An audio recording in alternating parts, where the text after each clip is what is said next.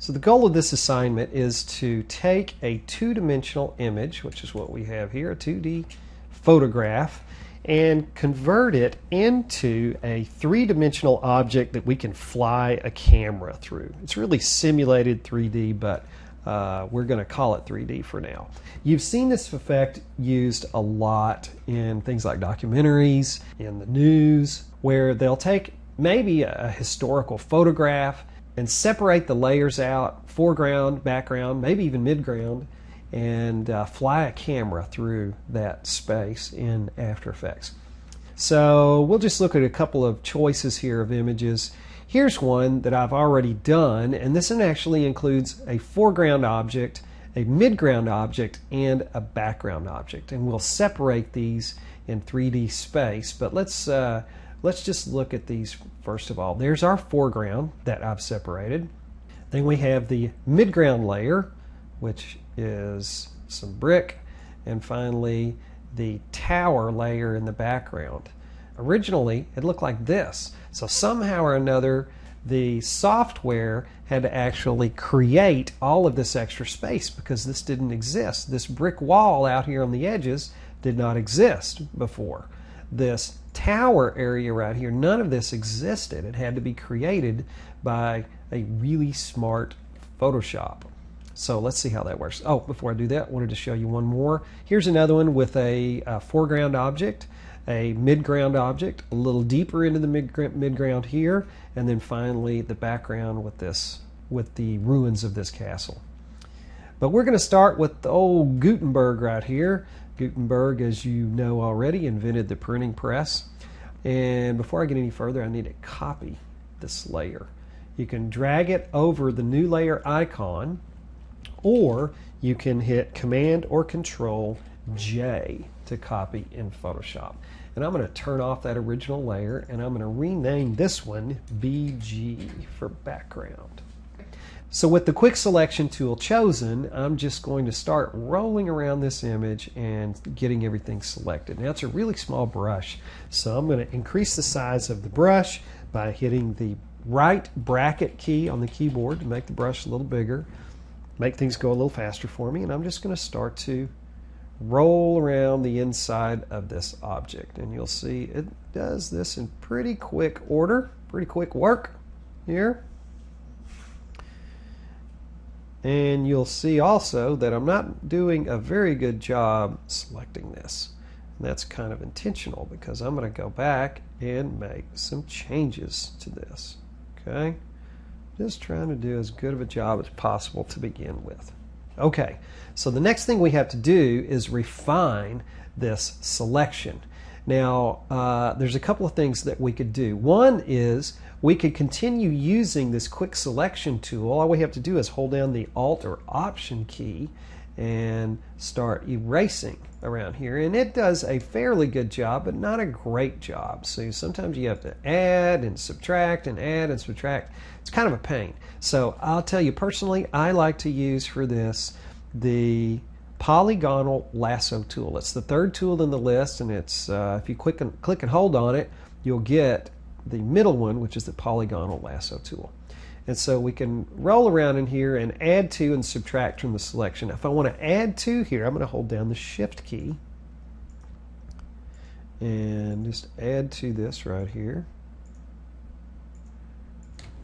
And if I want to subtract from the selection, which is what I'm going to do right there, I'm going to hold down the Alt or Option key. Alt on the PC, Option on the Mac, and just try to go through and make as good of a selection as possible. Now this is a bit tedious, but it must be done in order to get a good selection. And so again, just holding Shift and making little circles here. Hitting the Enter key to close the shape. And I'm not going to bore you with doing the whole thing. I'm going to let you do your own thing on your own image here. But before I move away from this, I'm going to pause in a second and make sure this selection is really good. When it comes to choosing the right image for this project, it's really important that you find something that has a very definable foreground and background. You want the foreground to be in pristine focus. It doesn't matter if the background's in focus or not, and you want to be able to just see that the foreground is very much separate from the background. It helps not to have a ground plane. The ground plane is hard to deal with using this simulated 3D effect. So those are just a few of the things that you need to do to get started with this image. All right, I'm going to pause now and pick up once I've got this thing all selected very nicely. Okay, so the selection looks pretty good, but I still want to make some refinements to the edges of this guy. There's some imperfections in here, and instead of going around and making all these changes to perfect the edges, instead we're going to go into the Refine Edge dialog. That's this little button right up here.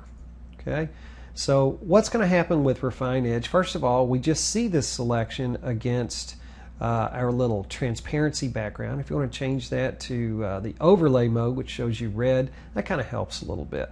But it's whatever you'd like to do. The first thing I'm going to do is turn on Smart Radius. And I'm just going to give it just a smidge of Smart Radius. And immediately I start seeing there is a change to this image. I'm not going to add much, maybe 0.5, something like that. And I'm also going to add some contrast to the edge, and the contrast is going to help really sort of shape this up a little bit. Maybe add a little bit of smoothing, not much though, just a touch of smoothing, because this can really go too far on you. Maybe 1 pixel of smoothing, maybe a little less contrast. And now I'm just going to hold the space bar down and kind of inspect the edges a little bit and make sure things look good. I see there's a little problem right around in that area. Let's see if I can add a little bit more contrast in. No, that doesn't help. And I'm just going to drop a little less Smart Radius in there, and we're getting there. It's really quite close. Okay, maybe a little more smoothing. We just got to be careful with smoothing, because too much smoothing really will cause you some problems, especially if you have a complex selection. And I'm going to click OK, and now we have a selection. So we've got our selection and it looks pretty good. The next step for us is to separate the foreground from the background. So I'm on the background layer. I'm going to click Command or Control X to cut him out. And then I'm going to paste him. Now Command or Control V would be what we use to paste him on his new layer. But if we do that, it's not going to paste in the proper place. Command V, and oops, see, he's not in the right place. So we're going to undo that and do Shift Command V or Shift Control V to paste him in the right place. We'll just rename him Statue. There we go. So now we have the foreground cut out, looks really good, and there's the background. The trick is, how do we fill this area in? There's multiple ways that we can do that, and I want to just go over a couple of them with you. One is to use the clone tool. Let me go ahead and select my background layer. And what we can do with the clone tool is choose a portion of the image and paste that area in. Now, I need a bigger brush for this, so I'm going to hit my right bracket key to make it bigger, and I'm going to hold down the Alt or Option key and select an area. And I'm going to be very careful with the place that I choose here, because this is going to help to match up this pattern that I have to recreate. So this looks like a pretty good spot. It's sort of the convergence of 3 lines right here, maybe even right there. Either place is going to be good. I just have to make sure that I start to paint in that same spot when I start to paint this in. So that, line that up as best as possible and start painting in the area. And you can see it does a really nice job of painting that area in. So this works pretty good for patterns, and Now if I go over too far, it's just going to see that original edge that I had created there. Now we could also, in this case, filling in this area right here, the best thing to do would be, since we have another window right here, well, we could try to just paste that in. So we can go ahead using our clone tool. We can go down into a corner like so, hold down the Option key, and then come over here and try our best to recreate that window right here. See how good it works. It's pretty doggone amazing, isn't it? It's not perfect, but it's pretty doggone good, if I do say so myself. Okay. Again, that's the good use for the clone tool, but there's another way that we can do this, and I want to show you the content aware fill tool, which is just amazing to me. I'm going to go ahead and select this area that I still have yet to fill in, and so in order to do that, I'm going to go get a new selection tool for us. It's the Magic Wand tool. There's the Magic Wand tool right there. So I'm just going to click in this area one time, and you're going to see that it selects all of that area. I'm actually going to add to a little bit here to this by going back to my polygonal lasso tool. I'm going to hold down Shift and just grab this little area here that had a soft edge to it. That soft edge was actually from the clone brush. So what we're going to do is try to fill this area in. So all we're going to do is go to Edit, Fill, and choose Content Aware.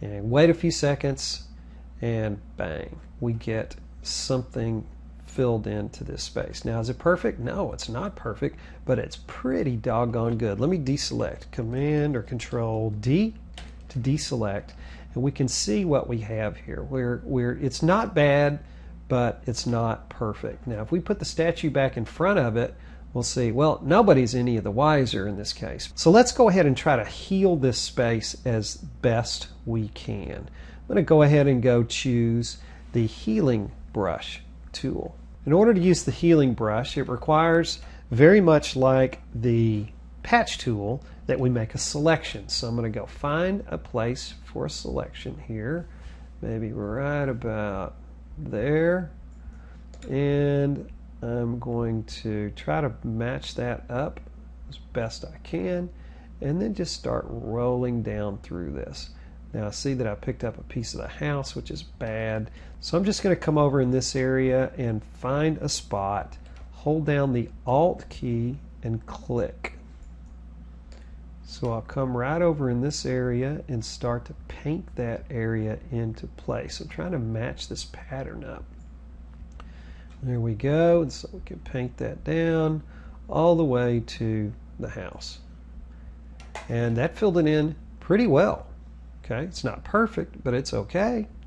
All right, and I can do the same thing over here. Again, I think this time what I'm going to do is choose right here on the edge of the fascia and Option click.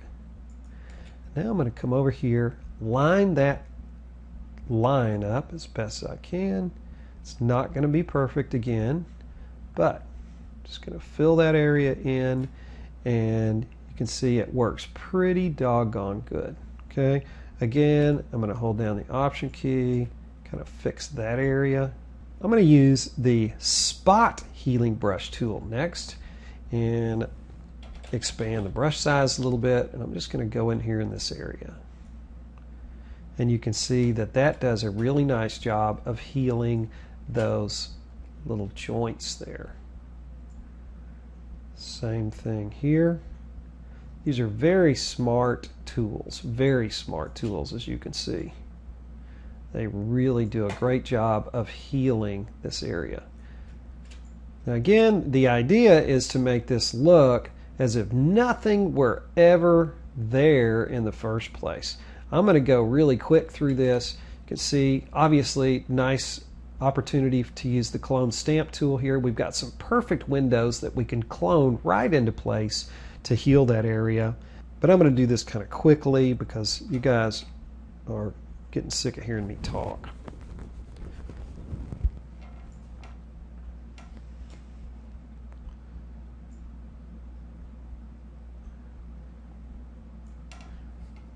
So not bad, right? Still got some problems right in here. And even though I repair this area, probably the best thing to do really is to just clone in another window. Okay, it's not perfect, but I'm sure you're going to make yours look great.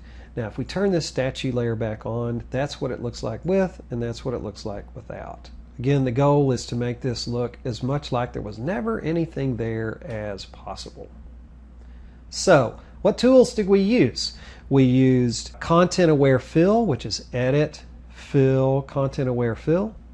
To make our selection, we used a combination of the Quick Selection tool, the Magic Wand tool, and the Polygonal Lasso tool, which is right there. And we used the healing tools, which include the Clone Stamp tool and all of our healing tools here, the Spot Healing Brush, the Healing Brush. We didn't use the Patch tool, but we could have. We just didn't get that far. And so those should get you through this process. Once you get this done, I want you to save the file as your name _ project 1B and get that submitted this week.